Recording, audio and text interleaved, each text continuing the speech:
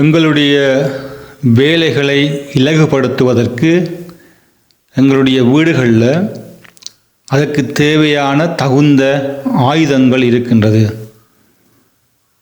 இது சாதாரணமாக அன்றன்றாட தேவைகளை நிவர்த்தி செய்வதற்காக நாங்கள் வைத்திருக்கின்ற ஆயுதங்கள். அதே போலதான் ஆன்மீக ரீதியாக எங்களுடைய ஆன்மீக பலத்தை அதிகரிக்கவும், எங்களை தாக்க வருகின்ற தீய சக்தியிடமிருந்து பாதுகாக்கவும் எங்களுடைய வீடுகளிலே சில ஆன்மீக ஆயுதங்கள் இருக்கின்றது. அவைகள் மிகவும் எளிமையான, சாதாரணமாக அன்றன்றாடு பாவிக்கின்ற பொருட்கள். அப்படிப்பட்ட பொருட்கள் அதற்கு முக்கியத்துவம் கொடுக்கின்ற பொழுது, சரியாக பாவிக்கின்ற பொழுது அவைகள் ஆன்மீக ஆயுதங்களாக மாறி நமக்கு வருகின்ற தீமைகளிலிருந்து எங்களை பாதுகாத்து நமக்கு ஆன்மீக பலத்தையும் வெற்றியையும் கொடுக்கின்றது.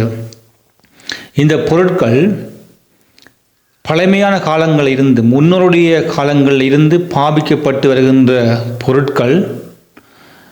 நம்முடைய முன்னோர்கள் அதனுடைய இரகசியத்தை அறிந்து வைத்திருக்கின்றார்கள். அது எப்படி பாவிக்க வேணும் என்று சொல்லியும் தெரிந்து வைத்திருக்கின்றார்கள். இப்பவும் பலர் அதை பாவிக்கின்றார்கள். ஆனால் சிலர் அது ஏன் இருக்கின்றது, அதை பாவித்தாலும் அவருடைய முக்கியத்துவம் தெரியாமல் பாவிக்கின்ற காரணத்தினால அதனுடைய ஆன்மீக பலத்தை, சக்தியை நாங்கள் புறக்கணித்து விடுகிறோம். எனவேதான் சாதாரணமாக எல்லா ஆன்மீகவாதிகளுடைய வீடுகளிலையும், பொதுவாக எல்லா வீடுகளிலையும் இருக்கின்ற இந்த எளிமையான பொருட்களை நீங்கள் ஒரு ஆன்மீக கருவியாக பாவித்து வாழ்க்கையில் முன்னேறலாம்.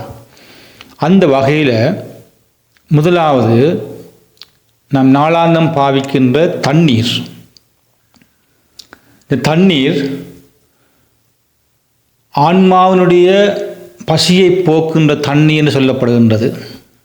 நம்முடைய உடலுடைய தாகத்தை தணிக்கின்ற தண்ணீர். ஆனால் அதே போல் நம்முடைய ஆன்மாவினுடைய பசி ஆற்றுகின்ற, தூய்மைப்படுத்துகின்ற ஒரு பொருள் என்றால் அதுவும் தண்ணீர் என்று சொல்லப்படுகின்றது. தண்ணீர் என்பது வெறும் இயற்கைக்கான தூய்மைக்கான பொருள் அல்ல. இது வாழ்க்கையினுடைய தூண்டுதலும், உயிரின் மூல தொடர்ச்சியும், கடவுளின் புனித வரமும் பெற்ற ஒரு பொருளாகும். வேதங்களில் பார்த்தோம் என்று சொன்னால் தண்ணீரை சொல்லுவார்கள் அமிர்தத்தின் தோற்றம் அப்படி என்று சொல்லி. ரிக்வேதம் கூறுகின்றது, நீர் எல்லாவற்றையும் புனிதமாக்கின்றது. தண்ணீர் நம்மை உயிரோடு வைத்திருக்கின்ற ஒரு அமிர்தம் போன்றது. திருவாசகத்தில் சொல்லப்படுகிற விஷயம் என்னவென்றால், தண்ணீர் போல சுத்தமாயிருக்க என் மனம் கடவுளை காணும் அப்படி என்று சொல்கின்றார். அதே போல் பைபிளில் பார்த்தோம்னு சொன்னால் தண்ணி மூலமாகவே நாம் புனிதமாக்கப்படுகின்றோம். நீர் மூலமாகவே நாம் மீட்கப்படுகின்றோம். அதே போல் குர்ஆனில் பார்த்தோம்னு சொன்னால் நாம் எல்லா உயிரினங்களையும் தண்ணீரிலிருந்து படைத்தோம் அப்படி என்று சொல்லி அல் அன்பியா 21:30 சொல்லப்படுகின்றது. ஆன்மீக ரீதியில் தண்ணீர் என்பது தூய்மை, மீளுருவாக்கம், கருணை, நடுநிலை, சாந்தி மற்றும் கொடை வள்ளல் போன்ற மனம் ஆகியவற்றின் சின்னமாகும். தண்ணீர் எல்லா திசையிலும் ஓடக்கூடியது. ஆனால் தன்னை கட்டுப்படுத்தவும் அது வல்லது. இது நம் உணர்வுகளை ஒழுங்குபடுத்தவும், துயரங்களை கழுவவும், பாவங்களை கழுவவும், புதிய தொடக்கமாகவும் இந்த தண்ணீர் உதவுகின்றது, விளங்குகின்றது. இப்போ தண்ணீரை எப்படி ஆன்மீகமாக பயன்படுத்த முடியும் என்று பார்த்தோம்னு சொன்னால், காலையில் எழுந்தவோடு நம்ம குளிக்கிறோம், கை காலை கழுவுகிறோம், இன்னும் பல்வேறுபட்ட விஷயங்களை நாங்கள் தண்ணீரை கொண்டு கழுவுகிறோம். அந்த வேளையில் இன்று என் மனம், வார்த்தைகள், செயல்கள் தூய்மையாக இருக்கட்டும் என்று மனதில் கூறிக்கொள்ளுவார்கள். அதே போல தான் வீட்டில் புனித நீர் தெளிக்கின்ற பழக்கம், கோவிலிலிருந்து புனித ஆறுகளிலிருந்து புறப்பட்ட நீரை மந்திரங்களோடு ஜெபங்களோடு வீடு முழுவதும் தெளிக்கின்ற பொழுது அது தீய சக்திகளை நீக்குகின்றது. அடுத்து தண்ணீர் கவலையை போக்குகின்ற ஒரு சாதனமாக இருக்கின்றது. ஒரு காகிதத்தில் உங்கள் கவலைகளை அல்லது உங்கள் பயத்தை எழுதி அதை தண்ணீரில் விட்டுவிடுங்கள்.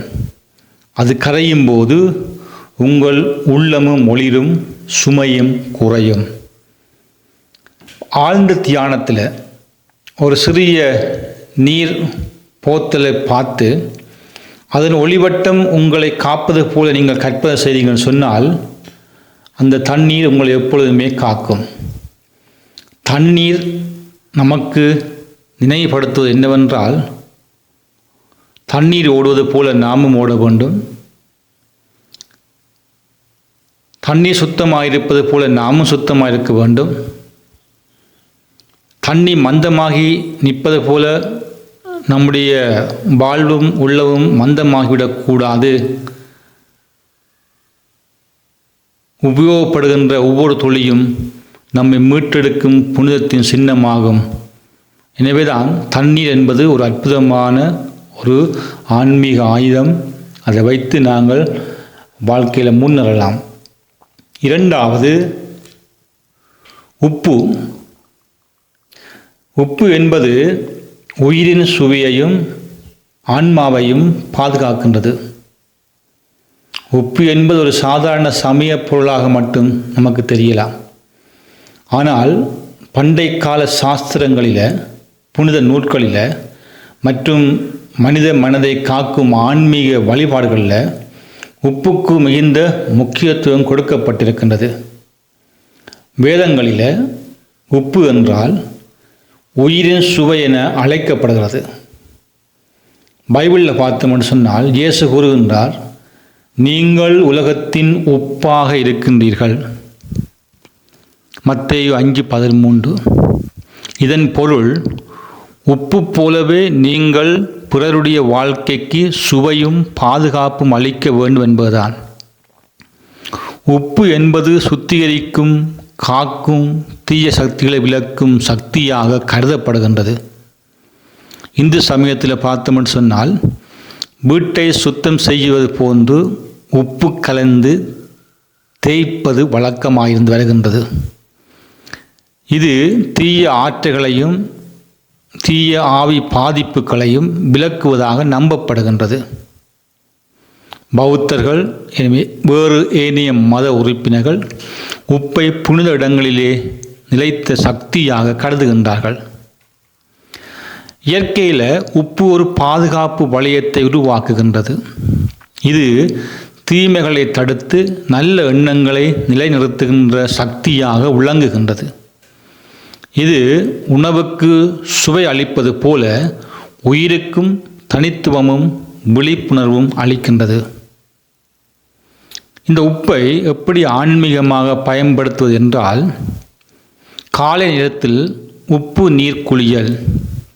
ஒரு சிறிய துண்டு உப்பை குளியலுக்கு முன் நீரில் கலந்து கொள்ளுங்கள். இது உடலில் உள்ள தீய ஆற்றல்களை நீக்கும். வீட்டு மூலைகளில் சிறிது உப்பை வைத்து விடுங்கள். ஒவ்வொரு மூலையிலும் சிறிது உப்பை ஒரு பாத்திரத்தில் வைக்கவும். இது தீய சக்திகளை உறிஞ்சி பாதுகாப்பை ஏற்படுத்தும். உப்பு வட்டம். தியானம் செய்யும் இடத்தில் உப்பு வட்டம் அமைத்து அதற்குள் அமர்ந்து மனதையும் உடலையும் பாதுகாக்கலாம். இது ஆன்மாவுக்கு புதிய சக்தியை, உந்துதலை அளிக்கும். பழைய அதிர்ச்சி சம்பவங்களை இது போக்கும். ஒரு பசுமை துணியில் உப்பை கட்டி அதை ஒரு நாளைக்கு உங்கள் அருகில் வையுங்கள். பிறகு அதை ஓர் ஓடையில் போடுங்கள். மன உணர்வுகள் துலக்கம் பெறும், புதிய ஒளி கிடைக்கும். உப்பு நமக்கு நினைவுபடுத்துவது என்னவென்றால், வாழ்க்கையின் ஒவ்வொரு அம்சத்திலும் சுவை இருக்க வேண்டும் என்றும், மற்றவர்களின் வாழ்க்கைக்கு நாம் உப்பாக இருக்கவும், அவர்களின் துக்கத்தில் பங்கேற்கவும், மகிழ்ச்சியில் இனிமையாக கலந்து கொள்ளவும் நம்ம பழகிக்கொள்ள வேண்டும். உப்பு போலவே நாம் பாதுகாப்பு தரும் சக்தியாக இருக்கலாம். மூன்றாவது படுக்கை, நம்முடைய பெட். இந்த படுக்கையில் நம்முடைய பெட் ஆன்மா உறங்குகின்ற ஒரு இடம். நம்முடைய அன்றாட வாழ்க்கையில் நாம் உறங்குகின்ற இடம் இந்த படுக்கை. இது நம்முடைய உடலின் ஓய்விடம். அது மட்டுமல்ல, நம்முடைய ஆன்மாவின் பயணத்திற்கு ஒரு தற்காலிக தங்குமிடமாகும். பழமையான ஆன்மீக நூல்கள் இந்த படுக்கையை பற்றி கூறுகின்ற பொழுது இது ஒரு புனிதமான இடமாக கருதப்படுகின்றது. நம்முடைய ஆத்மாவும் உடலும் அதிலே ஓய்வெடுக்கின்றது என்பதுதான் உண்மை. திரு மாணிக்க வாசகர் சொல்லுகின்றார், பெருங்கனா காண இரவ கனவிலே என்னை தேடி தூங்கும் உறக்கத்திலும் உன்னை காணச் செய். அதாவது தூக்கத்தின் நிலையிலும் ஆன்மா பக்திக்குள் அழைக்கப்படுகின்றது. அதேபோல பகவத்கீதையில் கூறுவது போல, உறக்கமும் உணர்ச்சியும் சமமான இடத்தில் நிலைக்கும் ஒருவனே யோகி. அதாவது தூக்கம் கூட ஒரு ஆன்மீக பயணமாகும். தூக்கம் என்பது ஒவ்வொரு நாளும் சிறிய மரணம் போன்றது. தூங்கும்போது நம்முடைய சுயபோதம் சமாதியாக மாறுகின்றது. இந்நிலையில் நம்முடைய எண்ணங்கள், பாவங்கள், கவலைகள் எல்லாமே தற்காலிகமாக அழிக்கப்படுகின்றது.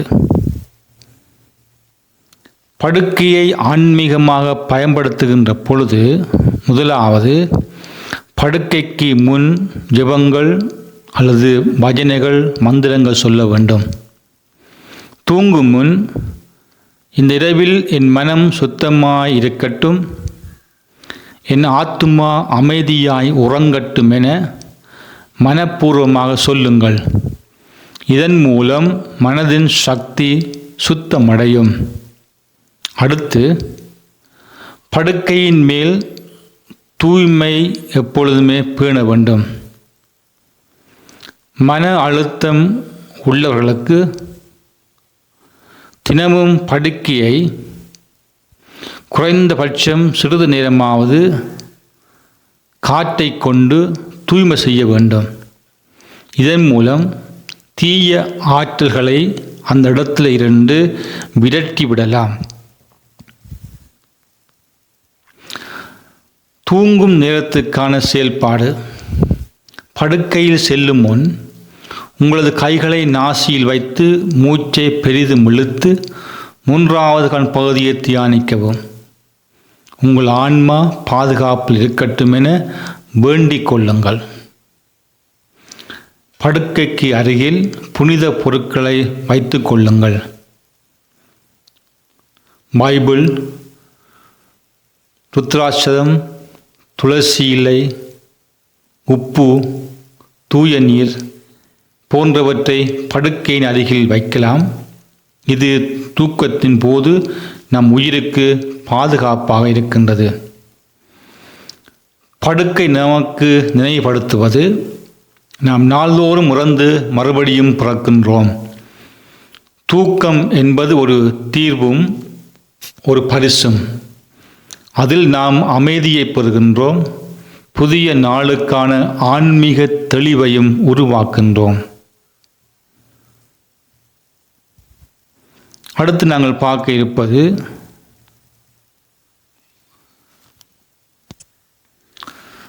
நாம் சொல்லுகின்ற தும்புத்தடி அல்லது குப்பை பெருக்கி,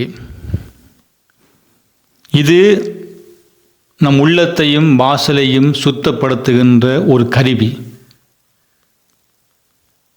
இது நம் வீட்டின் உயிர் காத்தி என்றும் தீய ஆற்றல்களை அகற்றும் ஒழுக்க தூதர் என்றும் கருதப்படுகின்றது.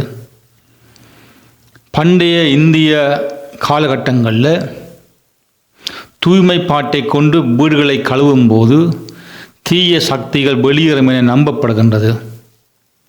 மகாத்மா காந்தி கூறியுள்ளார், தூய்மை என்பது கடவுளின் அருகாமை நோக்கி செல்லும் முதல் படி. நமது சுற்றுப்புறத்தை சுத்தமாக வைத்தல் மட்டுமல்ல, நமது மனதும் சுத்தமாக இருக்க தூய்மைப்பாட்டை ஒரு நினைவூட்டியாக பயன்படுத்தப்படுகின்றது. சில நூல்களில் தூய்மைப்பாட்டை, தும்புத்தடியை ஈகை, பணிவை, கீழ்ப்படிதலை குறிக்கும். ஒரு குப்பையை கூட தட்டி எடுக்காமலே விலக்குவது போல இது தீய எண்ணங்களையும் சுத்தப்படுத்துகின்ற ஒரு கருவியாக பார்க்கப்படுகின்றது. தும்புத்தடி அதனுடைய ஆன்மீக பயன்பாடு எப்படி என்று சொன்னால், தினசரி காலை சுத்தம் செய்யும் போது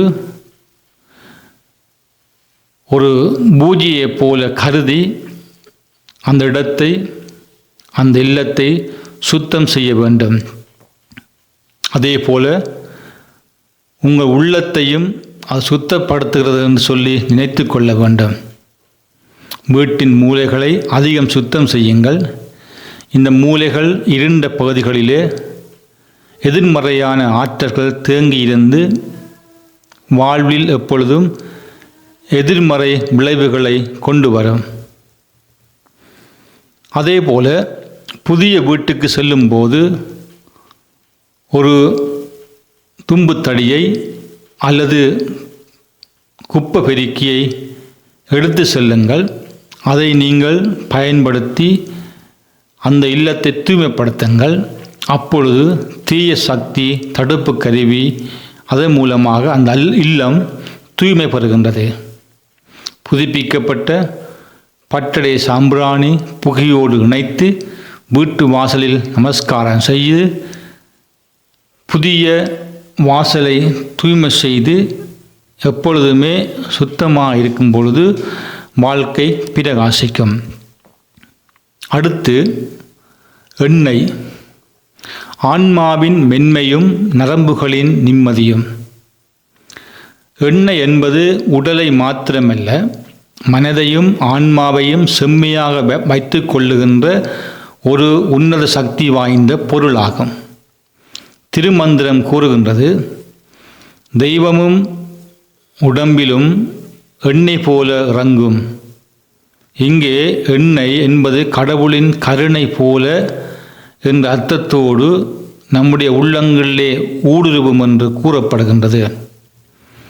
அதே போலதான் பைபிளில் கூறப்படுகின்ற பொழுது எண்ணெய் என்பது ஆசீர்வாதத்துக்கான சின்னமாக உள்ளது. மரியாள் தெய்வத்தோடு தலையில் எண்ணெய் ஊற்றினாள்.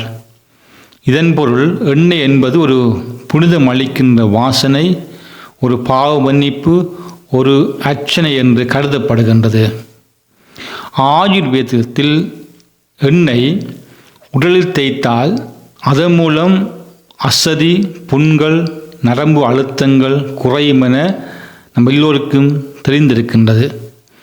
இது மூச்சை சீர்படுத்தும், நரம்புகளை மென்மையாக்கும், உணர்வுகளை சாந்தி செய்யும் என்பதற்கும் அபாயங்களிலிருந்து இந்த எண்ணெய் தேற்றி நெறிப்படுத்துகின்ற பொழுது வாழ்க்கை மாறுபடும் என்றும் சொல்லப்படுகின்றது. எண்ணெயை பயன்படுத்துகின்ற ஆன்மீக முறைகளாவன தலையில் எண்ணெய் தேய்த்து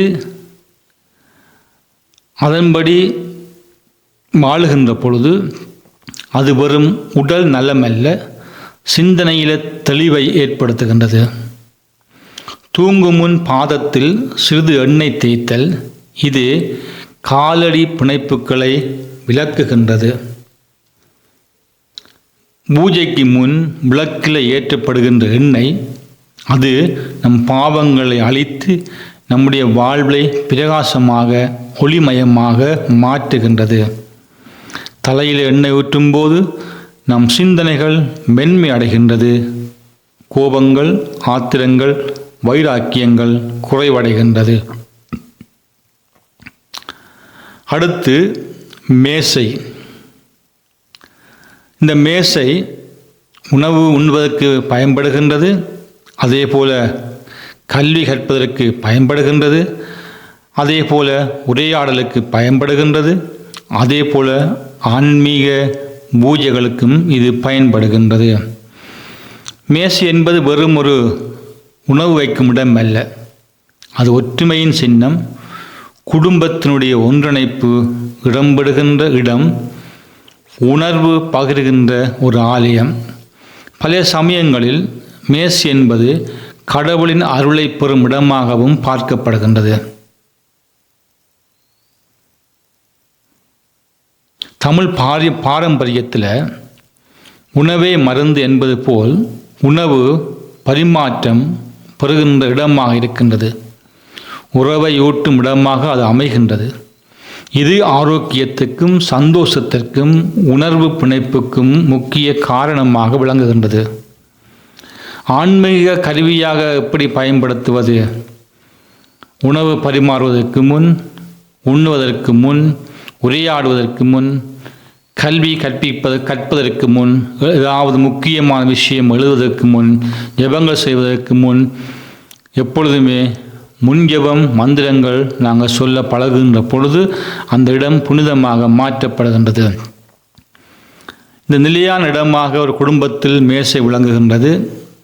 அந்த நிலையான இடம் எப்பொழுதுமே தூய்மையாக வைத்திருக்க பழகுகின்ற பொழுது ஒரு ஆன்மீக இடமாக அது மாறுகின்றது.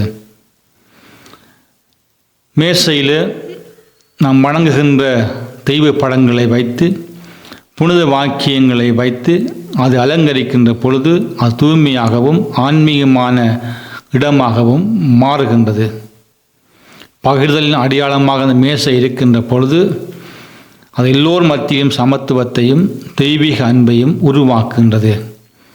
எனவேதான் இந்த மேசை கூட நம் அன்றன்றாடு பாவிக்கின்ற தேவைக்கு ஏற்ப அது ஆன்மீக முக்கியத்துவம் பெற்று பல சந்தர்ப்பங்களில் நமக்கு முன் உதவியாக விளங்குகின்றது. அடுத்து நெருப்பு. இந்த நெருப்பு பாவத்தை சுட்டு போக்கி தூயதை கொண்டு வருகின்ற ஒரு பொருளாக விளங்குகின்றது. நெருப்பு வேதங்களில், பைபிளில், மகான்களின் வாக்கியங்களில் தூய்மையின் உருவாக்கம், பாதுகாப்பின் அடையாளம் மற்றும் தெய்வீக சக்தியின் உருவம் என பார்க்கப்படுகின்றது. ரிக் வேதத்தில் பார்த்தோம்னு சொன்னால் அக்னி தேவன் முதலாவது தெய்வமாக வழங்கப்படுகின்றார். அக்கினியும் ஈழே புரோகிதம், நெருப்பு வழியாகவே கடவுளை அடைய முடியும் என கூறப்படுகின்றது. பைபிளில் பேசும் பொழுது கடவுள் மோசையிடம் பேசும்போது நெருப்பாய் எரியும் முள்செடியிலிருந்து தோன்றினார். இது நெருப்பு கடவுளின் குரலும் அவன் சந்நிதியும் எடுத்து காட்டுகின்ற ஒரு விஷயமாக காணப்படுகின்றது. தியானத்தில் நெருப்பின் அசையாத நடுவு பிரகாசமாக தூண்டுவது போல நம் மூல ஆத்மா எந்த இருளையும் சுடும் சக்தியாக மாற்றுகின்றது. இந்த நெருப்பை எப்படி ஆன்மீகமாக பயன்படுத்துவது? விளக்கேற்றுவது. இரவிலோ காலை நேரத்திலோ ஒரு தீபம் ஏற்றி, இது என் உள்ளத்தின் ஒளி, என் பாவங்களை அழிக்கும் நெருப்பு, எனக்கு பாதுகாப்பு கொடுக்கும், என் வாழ்வை வளப்படுத்தும் என்று மனதிற்குள் சொல்லலாம். அக்னி ஹோமம் அல்லது சாம்பிராணி தீய சக்திகளை விரட்டும் வகையில் நெருப்பின் புகை சுத்தம் செய்கின்ற முறையில் இந்த அக்னி ஹோமம் அல்லது சாம்பிராணி செய்து காட்டலாம். பழைய எண்ணங்களை சுடுவது. மனதிலே வலிக்கின்ற மறக்க முடியாத பழைய நினைவுகளை எழுதி தீயில போடுகின்ற பொழுது அது நம்முடைய ஆழ் மனத்திலே பதிந்திருக்கின்ற இந்த வலிகளையும் நோய்களையும் எண்ணங்களையும் நீக்கி புதிய உற்சாகத்தையும் புதிய சிந்தனையையும் நம்முடைய உள்ளத்துக்கு வழங்கும். தியானம் செய்கின்ற பொழுது நெருப்பை கற்பனை செய்ய வேண்டும். நெருப்பு நம் உள்ளத்தை இருக்கின்ற எல்லா தீமைகளையும் சுட்டு அதை நீக்கி எல்லாத்தையும் சுத்தப்படுத்துகின்ற ஒரு பொருள் என்பதை நம் தியானத்தில் இருக்கும்போது கற்பனை மூலமாக கிரகித்து கொள்ள வேண்டும். நெருப்பு நமக்கு நினைவூட்டுவது உண்மையான ஆன்மீக வாழ்க்கை தீயை போல சுத்தம் செய்யப்படுகின்றது. அது சுடலாம், ஆனால் ஒருபோதும் அழிக்காது. அதுவே உள்ளத்தை புதுப்பிக்கின்ற சக்தி. அடுத்து நம்முடைய குரல், நம்முடைய சத்தம். இது ஆன்மாவின் இசை, வார்த்தையினுடைய வலிமை. குரல் என்பது உடலை விட்டு வெளிவருகின்ற ஒரு விதமான சத்தம் மட்டுமல்ல, அது ஆன்மாவினுடைய வெளிப்பாடாகவும் இருக்கின்றது. வேதங்களில் நாம் ஜெபம் செய்கின்ற பொழுது அல்லது ஜெபம் என்று சொல்லப்படுகின்ற பொழுது தெய்வத்தை அடைகின்ற தலை சிறந்த ஒரு கருவியாக கருதப்படுகின்றது. நாமமே மோட்சியம் தரும் என பகவானின் நாமத்தை உரைக்கும் குரல் சுத்தமாக்கப்பட வேண்டும் என்று வலியுறுத்தப்படுகின்றது. பைபிளில் கூறப்படுவது போல வார்த்தை முதலில் இருந்தது, வார்த்தையே கடவுள் என சொல்லப்படுகின்றது. அதாவது குரல் என்பது நம்மை கடவுளோடு இணைக்கின்ற ஒரு பாலமாக, கருவியாக இருக்கின்றது. திருவாசகத்தில் சொல்லப்படுகின்றது, ஆன்மா துளைத்தது என சொல்லப் பெற்றேன், ஆன்மா துளைத்தது என. வார்த்தைகளின் ஆழத்தை உணர்த்துகின்றார் மாணிக்க வாசகர். குரலின் ஒலி நம் உள்ளத்தோடு வெளிப்படுத்தப்படுகின்றது. ஆன்மீகமாக எப்படி இந்த குரலை பயன்படுத்துவது? நாம சங்கீர்த்தனம், ஓம் நமோ நாராயணாய, ஓ நம சிவாய போன்ற ஜபங்களை உரைக்கும் குரல் நம் உள்ளத்தை தூய்மைப்படுத்துகின்றது. மற்றவர்களை வாழ்த்துகின்ற வார்த்தைகள். நல்ல குரலால் மற்றவர்களை நாம் வாழ்த்தலாம். உங்கள் வார்த்தைகள் ஆசீர்வாதமாய் இருக்கட்டும் என்பது நம் முன்னோருடைய கருத்துக்களாகும். நம்முடைய வார்த்தை மூலமாக பலரை நாங்கள் வாழ வைக்க முடியும். அவருடைய வாழ்க்கையினுடைய குறிக்கோளை மாற்றி அவளுக்கு உற்சாகத்தையும் வழியையும் காட்ட முடியும். கடுமையான வார்த்தைகளை தவிர்ப்பது நல்லது. குரல் நம்முடைய பாவங்களை நமக்கு சுட்டி காட்டி அந்த தீய சக்தியை நம்மிடமிருந்து நீக்க வல்லது. தியானம் செய்கின்ற பொழுது நாம் செய்கின்ற தியானத்தில் உச்சரிப்பாக ஓம் என்றோ ஜீசஸ் என்றோ வேறு நம் தெய்வங்களை நினைத்து மந்திரங்களாக உச்சரித்து இந்த தியான உச்சரிப்பை மேற்கொள்ளலாம். குரல் நமக்கு நினைவூட்டுவது, நாம் பேசும் ஒவ்வொரு வார்த்தையும் அதற்கு சக்தி இருக்கின்றது. அதன் மூலம் அது நமக்கு நல்ல மரங்களை கொண்டு வரக்கூடியது. குரலினால் நாங்கள் தீய வார்த்தைகளை பேசும்போது அது நமக்கு தேவையற்ற வலிகளையும் இடர்பாடுகளையும் ஏற்படுத்தும். எனவே குரலை நயமாக, தெய்வீகமாக, அடுத்தவருக்கு பயனுள்ளதாக மாற்றுகின்ற பொழுது அது நம்முடைய வாழ்க்கையை உயர்த்துகின்றது. அடுத்து ஒளி, வெளிச்சம். இருளில் வழிகாட்டும் இறைவனின் கண்ணோட்டம். ஒளி என்பது தெய்வீகத்தின் பிரதிபலிப்பு. ஒளியின் மேல் பழைய ஆவணங்கள், வேதங்கள், பைபிள், குர்ஆன் என அனைத்தும் முக்கியத்துவத்தின் அந்த ஒளியை பற்றி கூறுகின்றது. பகவத்கீதை கூறுகின்றது, அவன்தான் ஒளியின் ஒளி. பைபிளில் இயேசு கூறுகின்றார், நான் உலகின் ஒளி. குர்ஆனில் கூறப்படுவது போல அல்லாஹ் தான் விண்ணையும் பூமியினுடைய ஒளியுமாக இருக்கின்றார். ஒளி என்பது அறிவின் உருவம், தியானத்தின் தீபம் மற்றும் இறைவனின் சாட்சியாகும். நம்மில் ஒளி இருக்கும்போதுதான் நம்மால் நல்லதையும் தீமையையும் வேறுபடுத்த முடியும். ஒளியை ஆன்மீகமாக எப்படி பயன்படுத்துவது? தியானத்துக்கு முன் தீபம் ஏற்றுவது, மனதில் உள்ள இருட்டை நீக்கி ஒளிமயமாக மாற்றுவது.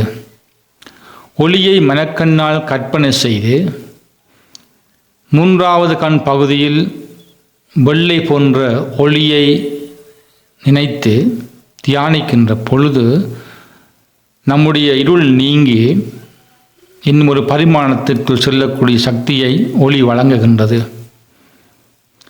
பிறருடைய வாழ்வுக்கு ஒளியாய் சுடராய் இருப்பது. ஒளி என்பது பகிரும்போது அதிகரிக்கின்ற நன்மையையும் அதனுடைய தன்மையையும் கொண்டது.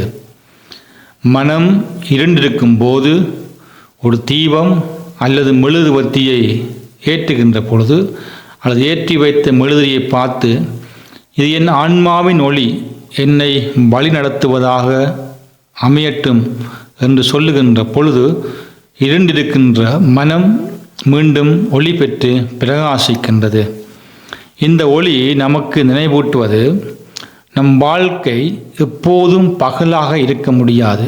ஆனால் நம்முள் ஒளி இருக்கும்போது இருளிலும் பயமின்றி வாழ முடியும். அது ஒரு கட்டத்தில் இருள் மறைந்து முழுவதும் ஒளியாகவே மாற்றப்படும். இந்த 9 பொருட்கள், தண்ணீர், உப்பு, படுக்கை, தும்புத்தடி, எண்ணெய், மேசை, நெருப்பு, குரல், ஒளி அனைத்தும் வெறும் பொருட்கள் அல்ல. இவை ஆன்மீக அடையாளங்கள், உள்ளத்தை மாற்றுகின்ற கருவி.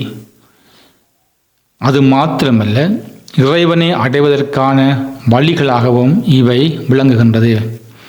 இவற்றை நாம் தினசரி வாழ்க்கையில் உபயோகப்படுத்துகின்ற பொழுது நம் வாழ்க்கை ஆன்மீக ரீதியாக பாதுகாக்கப்படுகின்றது. அது மாத்திரமல்ல, தீமைகளை அகற்றுகின்றது, அத்தோடு சேர்த்து வெற்றியையும் கொண்டு வருகின்றது. எனவே நம்முடைய வீடுகளில் இருக்கின்ற நாம் நினைக்கின்ற இந்த சாதாரண பொருட்கள் ஆன்மீக சக்தி வாய்ந்த ஆயுதங்கள் என்பதை உணர்ந்து அதற்கு நாங்கள் முக்கியத்துவம் கொடுத்து அதை நம்முடைய வாழ்வின் வெற்றிக்கும் பாதுகாப்புக்கும் ஏற்ற முறையில் பயன்படுத்த பழகிக்கொள்ளலாம். நன்றி.